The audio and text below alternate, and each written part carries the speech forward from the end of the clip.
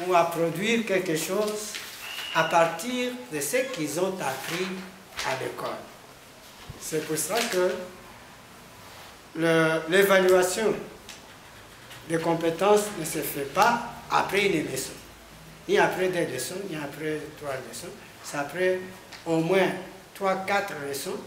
C'est à ce moment-là que l'enseignant peut poser des questions pour vérifier si les enfants ont compris ce qu'il avait donné, s'ils peuvent réaliser quelque chose. C'est le cas, vous avez enseigné aux enfants les états,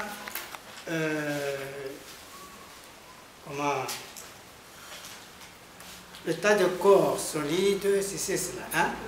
Mais il faut que l'enfant parvienne à prendre de l'eau, lui-même, sans que vous soyez là. Prendre de l'eau, mettre dans un sachet, mettre dans un frigo ou bien dans un congélateur, que demain, qu'il voit que cette eau-là devient solide. Ça veut dire qu'il a compris ce que vous avez donné. Et qu'il soit capable de prendre l'eau qui se trouve déjà dans le sachet, qui est devenue solide, de le mettre à l'extérieur. Durant quelques heures, qu'il va voir qu'il n'y a pas la glace, il y a maintenant de l'eau.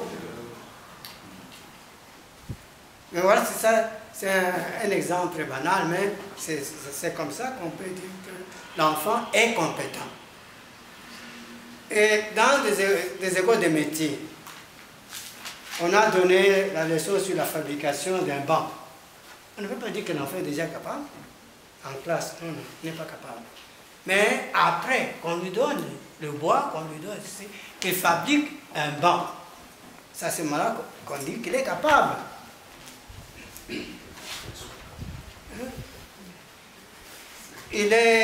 On lui apprend à être infirmier.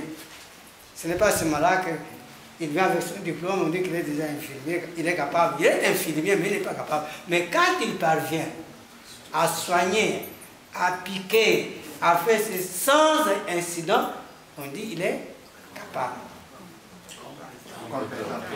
Compétent. Il est compétent.